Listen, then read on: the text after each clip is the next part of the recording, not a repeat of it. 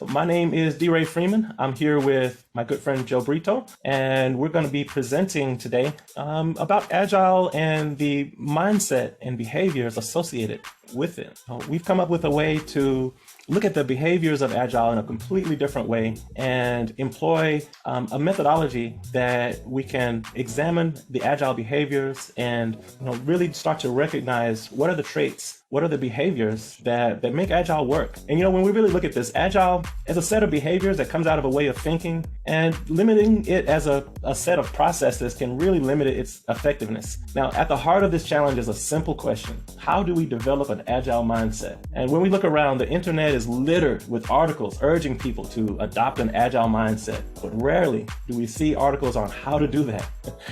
Telling people that one way of thinking is useful and another is not can leave people struggling to walk through a door that's eternally hidden. I think we can all agree that it's simple to tell people to expand their thinking, yet it's much harder to offer people a way to do that. And that's why I've partnered with Joe and Innate Leaders, who is also the creator of the Mindset 6 framework, which we're going to examine in more detail today. Now, together we have created Living the Behaviors of an Agile Mindset. It combines Joe's unique Mindset 6 framework with Agile to create what we call mindset work, or a mindset approach to Agile implementation. Its objective is simply to help people develop the kind of mindset where Agile can thrive, as you safeguard your ROI on your coaching investment by equipping your teams to be more successful and more sustainable. The result is a methodology that helps businesses to grow the mindset and behaviors of high-performing Agile teams. And today we'll look at just how to do that. So, Joe, the first thing I want to start with is let's really dig into what is mindset work. How do we categorize mindset work as a different type of coaching or enablement of people to gain a new mindset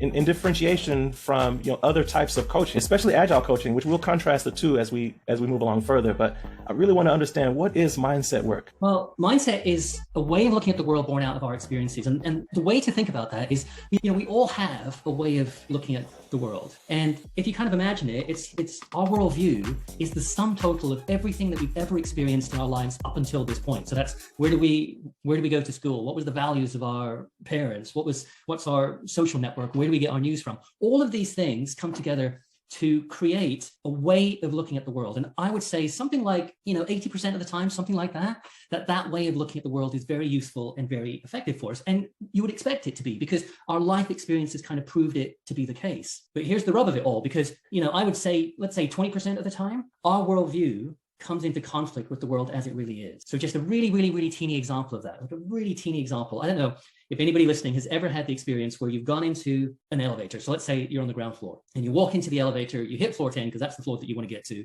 The doors close, the elevator goes up, the doors open, and then you step out. And it takes like a second or so to realize, hold on a minute, this isn't floor 10, this is floor 6. And then you get back in the elevator, the doors close, the elevator goes up, the doors open, you step out. But this time you're really cautious and you're just sort of peeking your head out to go, hold on, is this floor 10 before I step out? And the reason I say that that's an example of how our worldview comes into conflict with the world as it really is because that's a very teeny example of where our worldview, which for most of us is I go into an elevator, I hit 10, the next time the doors open, it'll be floor 10. But sometimes that's not the case. And that's where we get that cognitive dissonance between, hey, this is what I expected and this is what has happened. So the goal of mindset work, which I think is different from any other kind of coaching or anything like that, it's to help us kind of realize, how do we think? What are the patterns of our own thinking? And then how does that way of thinking help or hinder us? Because it kind of begs the question about, well, how do we process information that comes to us from the outside world? And even though that sounds like quite a complicated question, it's actually really not. It's really simple, because if we agree with the information, if it fits within our worldview, then we agree with it. If it doesn't, then we will argue against it, or we'll find reasons within our worldview for why it's not true. So the goal of mindset work, and the goal of what we're trying to do with the living the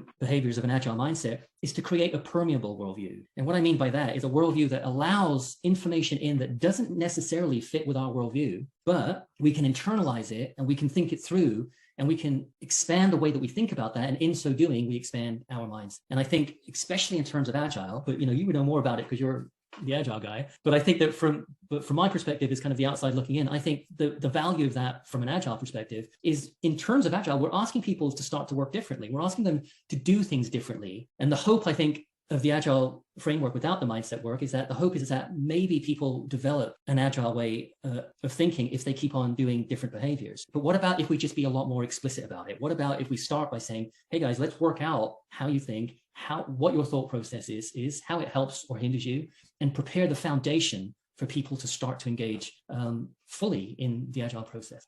Yeah, that makes a lot of sense. Now, when we think about the two, there's definitely two dynamics of Agile and mindset work and the things that we do to impart both. But how the two really relate? Like if we think about, Agile being a new way of thinking and behaving, and with mindset work being able to impact those two key dynamics. And we'll get further into the different roles and how they expand upon those roles.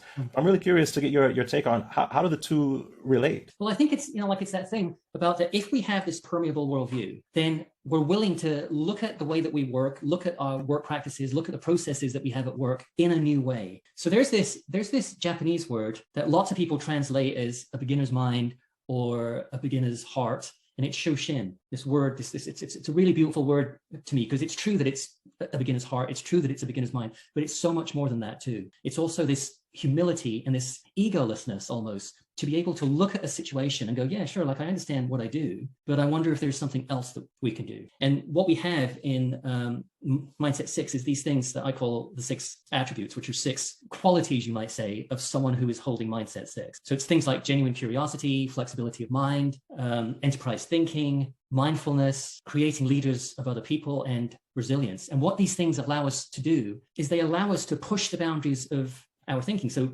flexibility of mind, rather than holding on to this cherished way of doing something, with the Agile framework and with flexibility of mind, we can start to explore, well, what might be some other ways of doing it? Would it be okay if I was to expand my thinking and try out something which may or may not work, but that's the whole point of this, that it might not work, but that's okay, because I think as far as I know about the Agile framework, even though it doesn't work, it's still worth kind of pursuing, it's still worth trying, because we can iterate and we can change and we can do something different. But it's almost like it gives us the confidence to go, well, actually, all I'm doing right now is I'm being curious. I'm being genuinely curious.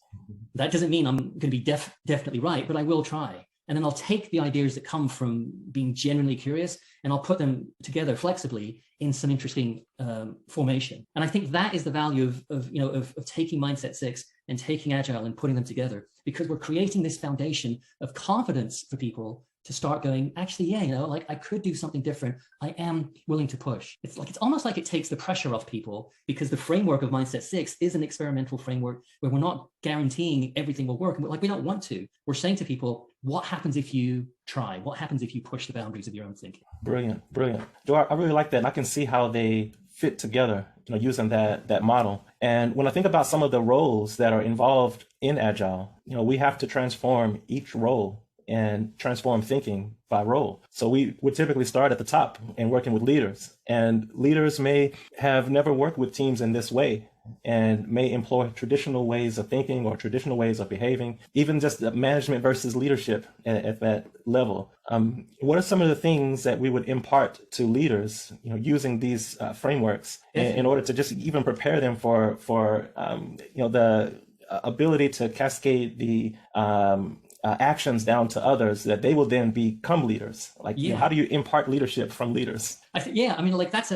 That's key to the whole process, right? Because you can't, it's important that we start at the top, because if we don't, let's say that we were doing, we're just working with the core team in an Agile framework, and let's say that core team is really enthused and they're really excited about what they're doing, and they come up with some really interesting ideas on how they could move the business and how they can move the change forward. But then they'll take those ideas to the leadership, who, if they haven't been through any work themselves, could just as easily shoot those ideas down. And if they do shoot those ideas down, what is the probability that core team is going to try and come up with new ideas again? So that's why we work with the leaders first. And that's why in Living the Behaviors of an Agile Mindset, the Mindset 6 component is one of the foundational parts to it all, because what we're doing there is we're working with the leaders. And the thing that we're trying to create, the thing that we start to work with, is we create this mindset where we introduce them to flexibility of mind, to enterprise thinking, to genuine curiosity. So we get them used to, in a really relaxed, fun kind of way, playing these sorts of challenges and these, like these games, like to the outside world, they look like games. I call them challenges because they're challenges to the way that we think. And what we're doing in those is we're helping people see, oh, look, I approach these things in a certain way. I approach these games or these challenges in a certain way. And because I approach it in a certain way, I pretty much always get the same sort of outcome. And once people start to realize that, once the senior team starts to realize that, then it gives us the opportunity to start to say, well, what happens if we did something different? And one of the core things that we'll be doing with the senior teams is we'll be helping them to expand the way that they're thinking about what's possible. But then also what we'll do is we'll help them to identify business value goals. And those business value goals will be something that we start to work on after we've done the mindset work, because the idea is we expand the thinking first, and then we identify business value goals, which hopefully will be new or different, or what I tend to think of as revolutionary from where we've got to before. And then we work with the senior team to help them develop what I call pre-approved work streams. So they'll take those business value goals, they'll divide them into work streams, and they'll say, okay, so this is our first goal. These are the the tasks, if you like, that need to be carried out in order to make that business value goal happen. And then we'll create with the leadership team, we'll create pre-approved work stream projects. And what that means is we take the task, we break it into criteria, and then we say, as long as the core team works within this criteria, they can come up with any idea they want to, and it's already approved, it's already a go. And the value of that is we're helping leaders, first of all, push their thinking. We're helping them develop a different way of working, which is these pre-approved work streams. And then we're also helping them empower the core team, because imagine being a core team where somebody says to you, here is the thing that we're trying to work on. Here is the criteria for success. We'll see you. Let us know what you come up with. To me, that feels like it's pretty big. Mm-hmm. Mm-hmm. That happens sometimes. We get people that are just thrown into the wolves sometimes, and that can cause a challenge for teams and for leaders. One of the things that also happens within this hierarchy is the product owners. Yeah. And when we look at that particular role, this can be a new role for organizations. It's something that they've never used before. What is a product owner? How do they interact with the teams? What power does this person have in order to affect change? And sometimes we would see that people in this particular role may be tied to previous initiatives that they worked on. And it's often hard to pull them away from the things that they've been prioritized to work on. And now we have a new priority. And this person is now responsible for delivering this pre-approved work stream, as we're referring to it as. And they now have the authority to impact change. They can actually make decisions as if they were the customer on behalf of the Agile team or the core team that they're working with. This is very new for a product owner. So how would we get this person who is new to this role, they've never done this type of work before, and they have other priorities that are not really priorities anymore,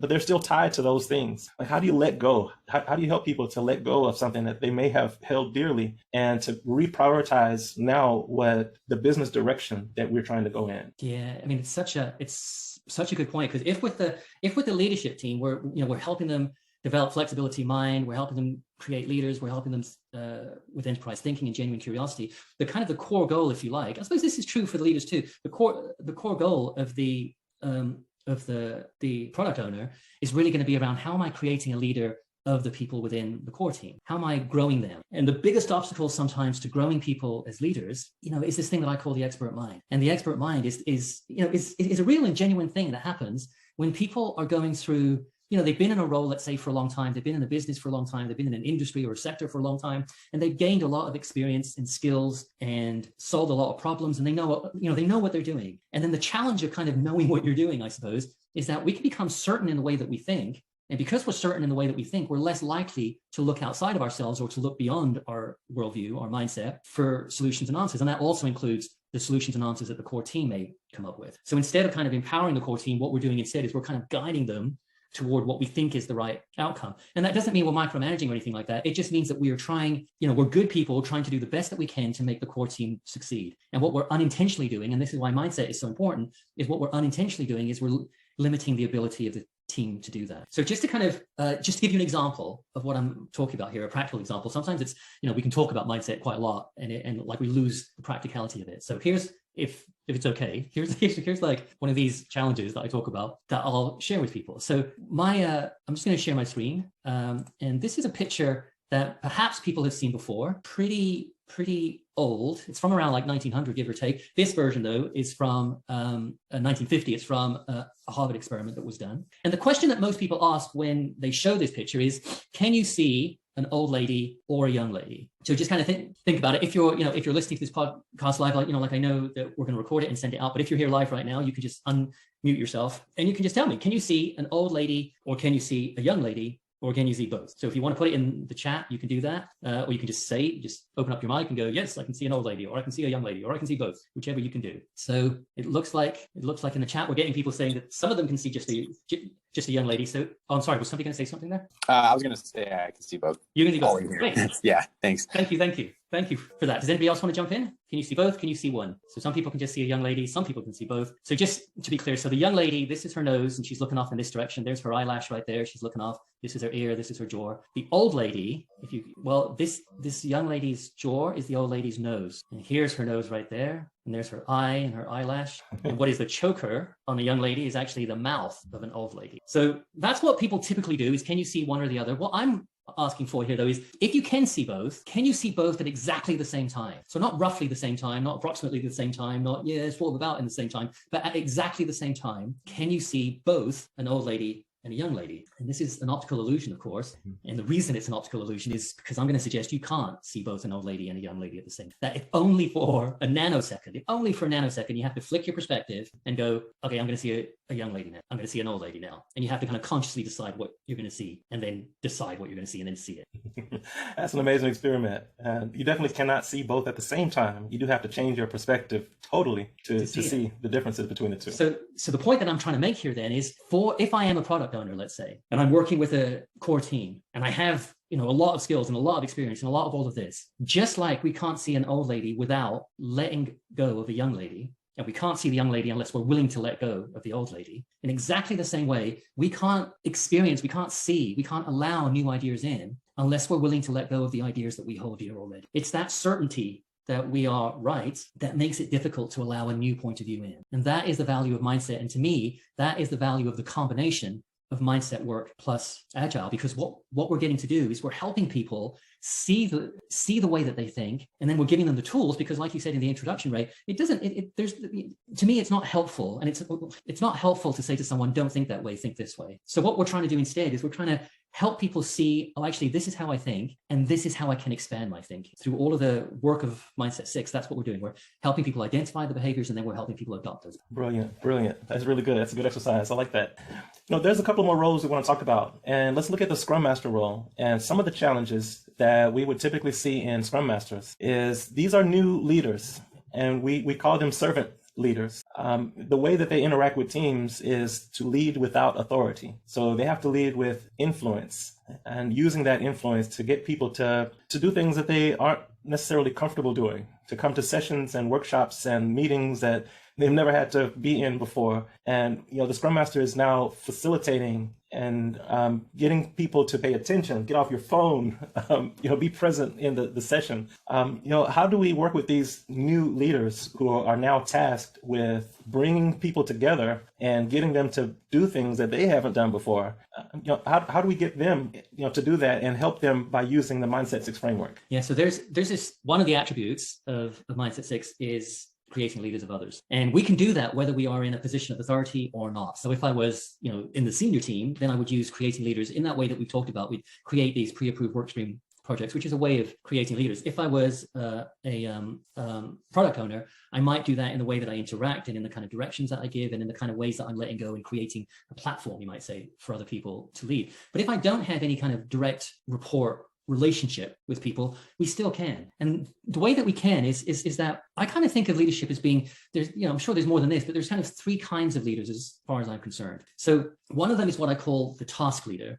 And the task leader is the leader who is focused on the task. They want to get the task done. And once again, they're like, there's nothing inherently wrong with that. It's like we've been given a task to do. Let's say we're in the Agile framework and we're doing the Mindset 6, the living the behaviors of an Agile mindset, and the senior team has given us these pre-approved workstream projects. That's kind of the task. And I could be a Scrum Master and I could be really focused on kind of getting people to what is the steps that we're going to take and how it's going to work. And that's what I mean about being focused on the task. We're kind of less concerned about the people around us. And I don't mean that in a mean way, but we just want everybody to succeed. And the way that we see everybody succeeding is by doing a great job of the task. So all of our conversations are around, is this getting done? Are we meeting our deadlines? That kind of conversation, right? What problems are we encountering? How are we going to overcome it? That's the kind of conversation of a task leader. And then there is the teach leader. And what the teach leader does, and you can do this as a Scrum Master too, that you have skills and experience and expertise. And what you're trying to do is share those with the core team. So you're trying to give them the benefit of your experience of working with Agile in the many ways that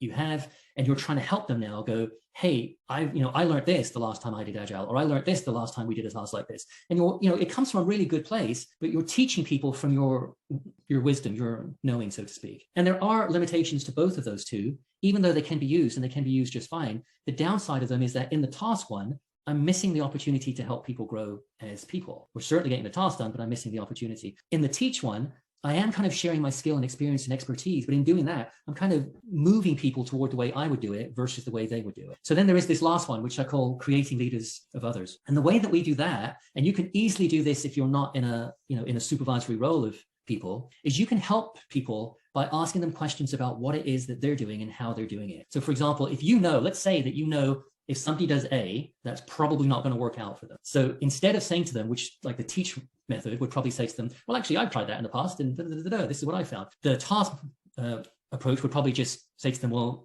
that won't work. But the create leaders of others would probably say to them, what do you think might happen in a situation like that? What do you think the downfall might be if we tried that? If we were to try that and it didn't work out for us, what would be our next step that we would go to? So do you see, you don't have to be senior to say that. You can just be asking questions that provoke thinking, that allow the wisdom of the room to emerge. And the entire wisdom of the room now becomes something that is capable of solving this problem, because first of all, I believe people are capable of solving it. And second of all, if you create an environment where people are willing to try and willing to express ideas, they will. Oh, that's a really, really, really good thing to say. I like the way you put it of capitalizing on the wisdom in the room. And I think that is a big role of the Scrum Master. Because you're right, the team members and individuals in the team are the people who are actually doing the work. They're delivering the work. And the Scrum Master is to ask those tough questions and get them to really think differently and to help them to become more of an empowered team. And that's really where I want to segue into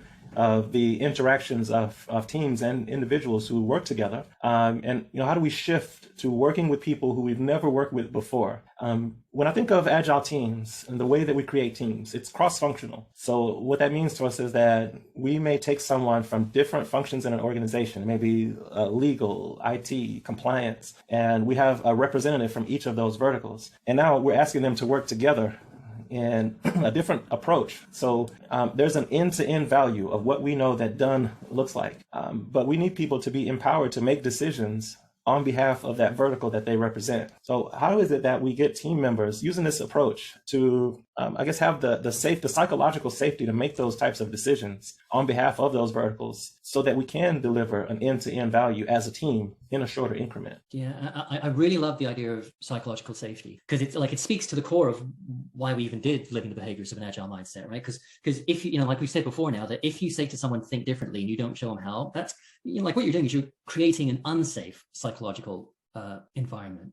And even if you take people from different teams and you say, hey, you guys work together now and create something special, there is still that feeling for them of, well, what if I get it wrong and what if it doesn't work? So this sense of psychological safety is really important, and it works two ways. One is that part of the psychological safety is we're working with people to help them and give them the behaviors of how to expand their thinking, their mindset. And that is important, because giving someone the opportunity to go, do you know what, I can try these things and it's okay if it doesn't work, like we've accepted that some of these things might not work, is creates this kind of psychological environment where it's okay for me to try, it's okay for me to fail, it's okay for me to reiterate and change and adapt. But the other part of it is that because we're working with the senior team first, and that's the key part of these pre-approved work streams, is that because the senior team has said, this is the outcome we want, and this is the criteria that we're looking for to succeed, but we're not going to tell you, and we're not going to prescribe for you the steps that you need to take within that pre-approved work stream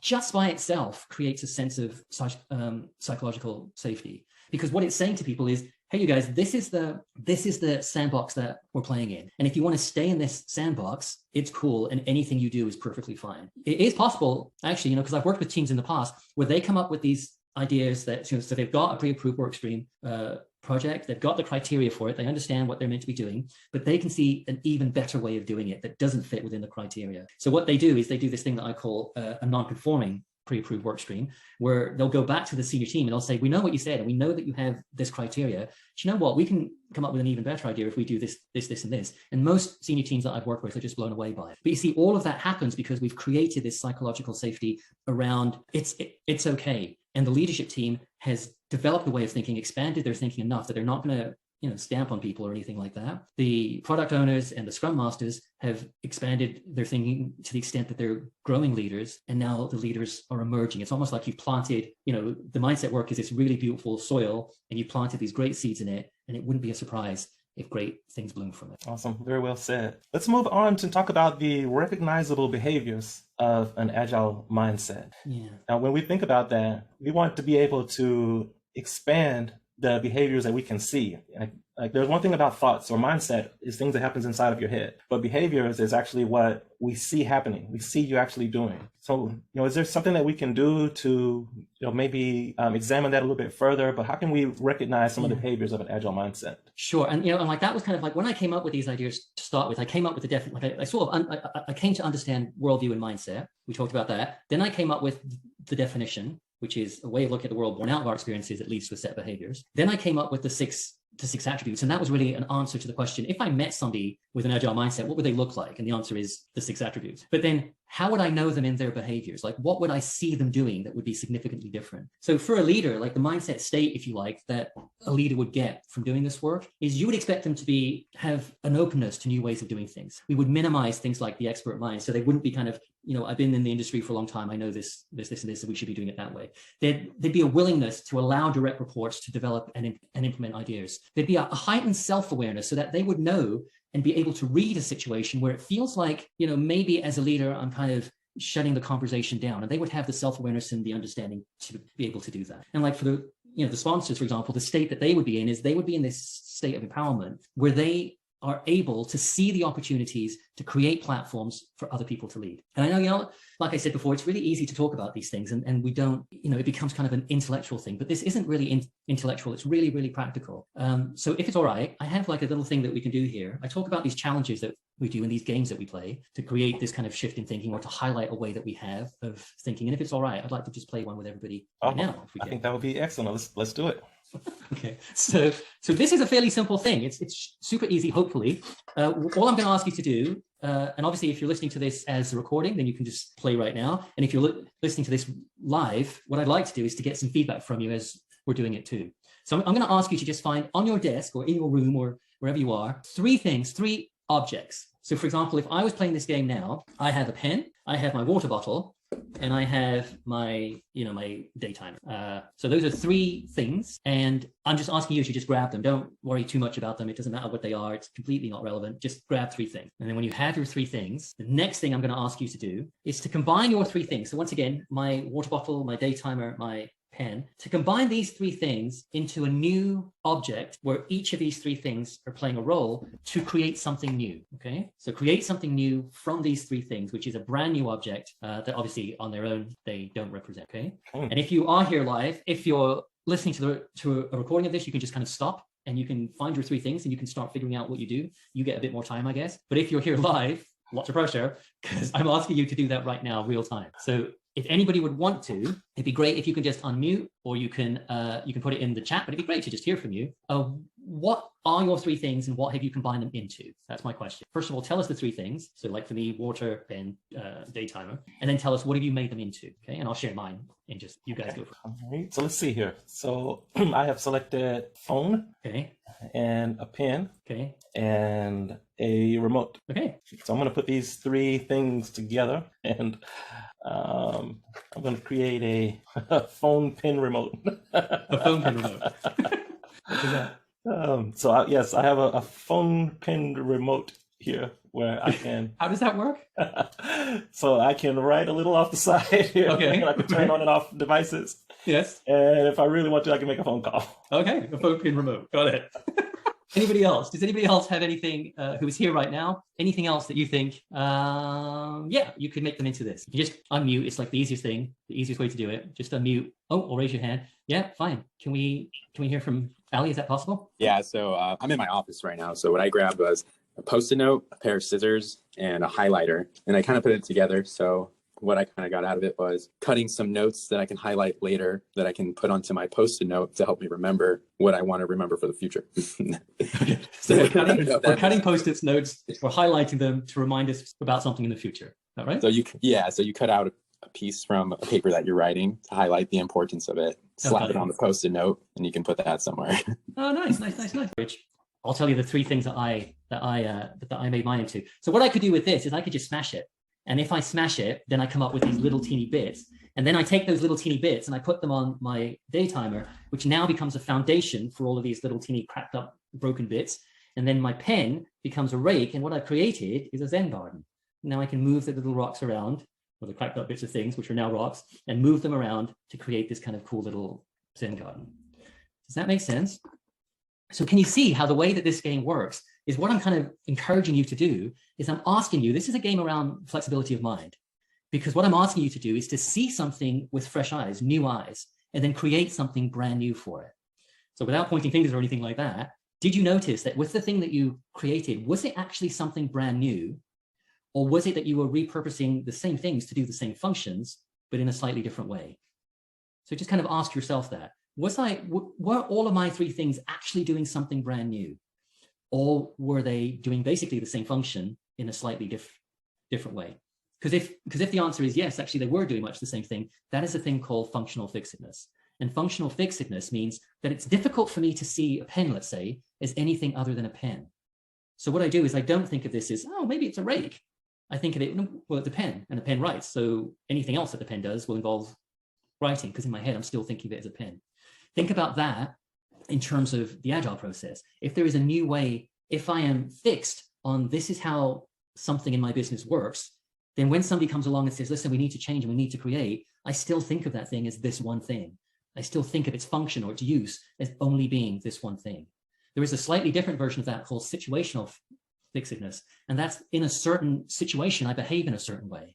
And that's also part of what we would engage with living the behaviors of an Agile mindset. Because what can happen is that leaders think, well, the situation is I'm the leader and I need to tell everybody what to do.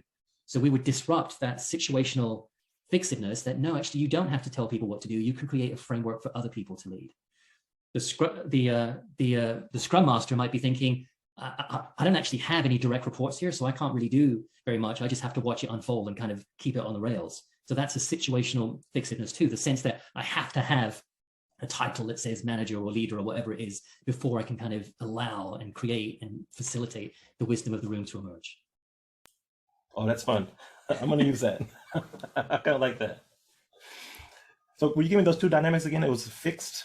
Situational fixedness is I behave in a certain way in a certain situation because I think that's how I'm supposed to behave. Yes. It's a bit like, like on Zoom sometimes, because I do quite a lot of these things on Zoom, and people sometimes, like I'll say to them, hey, does anybody want to unmute their mic and chat? And people go, the situational fixedness is, well, no, when I'm on Zoom, what I do is I sit here muted and I let other people talk. That's a situational fixedness. And then there's another thing, functional fixedness, which is I'm kind of limited in my thinking about what something can do. And it's not just like water bottles and pens, it's also processes in my business. I'm limited in my ability to think beyond what I think that thing does and what it only does. So situational fixedness and functional fixedness. Brilliant. Brilliant. Thanks for clarifying. I really like that. So let's talk a little bit about the value of this combination. Yeah, I was just going to ask you that because I've been talking a lot about the mindset part, but you're the Agile guy. So it'd be interesting to hear from your perspective about, I've been talking about the mindset stuff, but what is the value? Like, is there something unique or interesting or different about what we're offering when we package these things, the mindset work plus the Agile together? Many big companies, especially, they may have a performance management initiative that they're using. And how do you impact performance, especially at scale?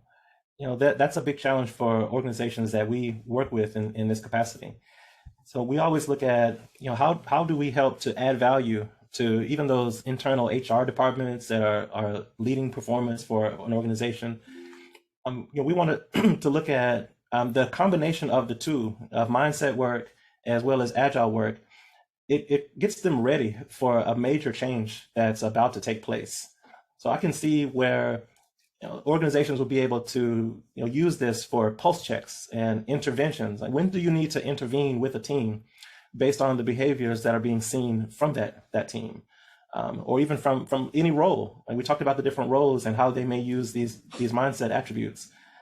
So when are interventions necessary? I think that's where we can add a lot of value to internal organizations such as a leading performance or performance management, because we will be able to give team members a new way of thinking about how do I facilitate Agile, or how do I make this a reality in my organization.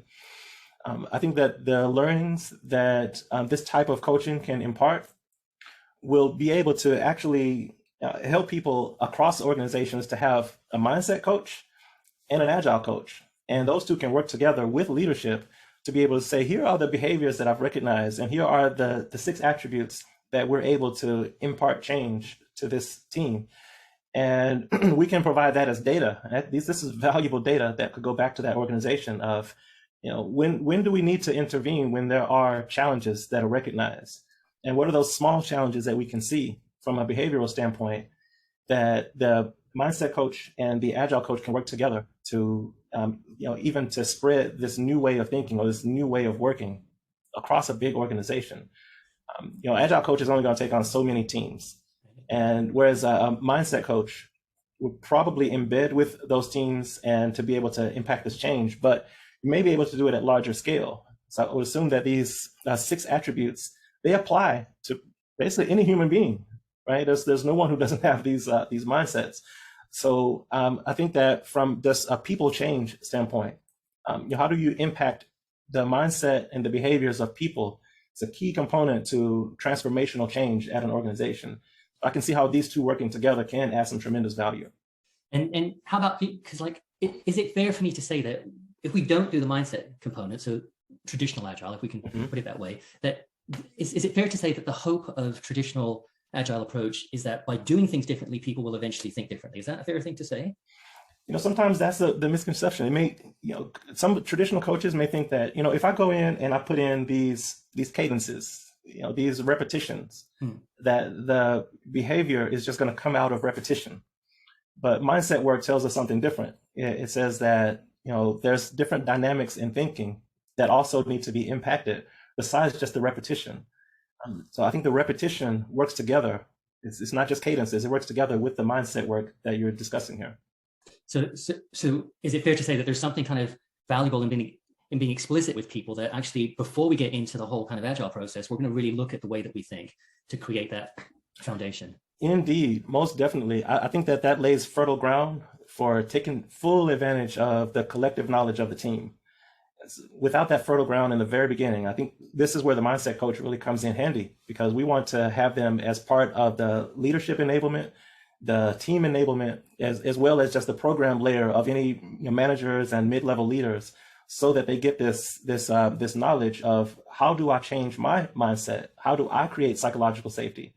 If we get people to think that way, I think we're really ahead of the game if we imply this and use it at organizations. Yeah, and I've done mindset work since 2008 now. You've been doing Agile for a long time. What would you see would be the in terms of the sustainability? How would adding mindset work to Agile affect its sustainability? The coaches that we work with, they bring new ways of working, which is, of course, our Agile framework. But mindset is going to change culture. And a big part of transformation is the culture change that takes place at an organization. Without that, it's just going through the motions. And we see teams that go through the motions of just using a framework, just implying a framework at an organization doesn't make cultural change. And culture has been the largest reason why Agile projects fail. When we look at across the board of what is the biggest challenge or impediment to Agile teams, is the ability to change culture. And I think that by using a Mindset 6 framework and focusing on this in the initial stages of transformation is really going to help people to establish that new culture within their organization. Without that, I believe we're at risk of just bringing in a methodology and just a framework without the actual mindset change behind it. It's interesting, because before like we got involved and before like we were chatting about this and how to explore it, I was looking at Agile as well. And I think, maybe I'm giving myself a break here, but I think people can be forgiven for seeing it as a process if it's delivered in that way. And then because we start to see it as a process, we just go, okay, well, if I do X, Y, and Z, then it should work. And sometimes Agile doesn't fulfill its potential because it hasn't, because it's only been treated as a process. Most definitely.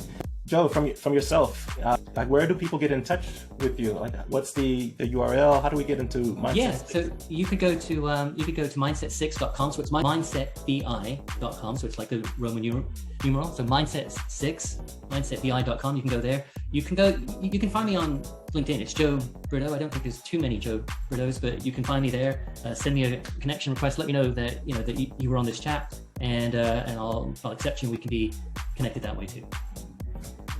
Excellent, excellent.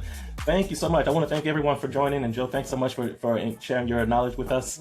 Thank you. We really appreciate your time today. Do follow us at tribeagile.com/register. You can register for an account with Tribe, and also follow our LinkedIn page. We really welcome you to follow our LinkedIn page, because we do have things like this that we do. We impart knowledge to people who are Agilists, as well as those who are looking to transform and change organizations.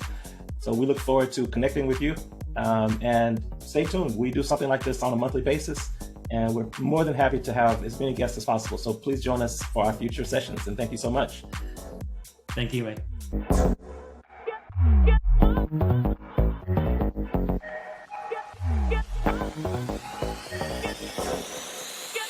Yeah, I got a question.